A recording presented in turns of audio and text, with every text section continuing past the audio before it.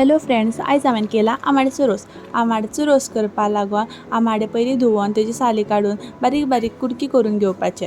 कुडकी केलेल्या आमाड्याक इल्लेशें मीठ आनी 2 चमचे सुमार गोड लावून 15 मिनटां कुशीन काडून दवरपाचे. एक मिक्सराचें आयदन घेवपाचें, तितूंत भितर सोय घालपाची.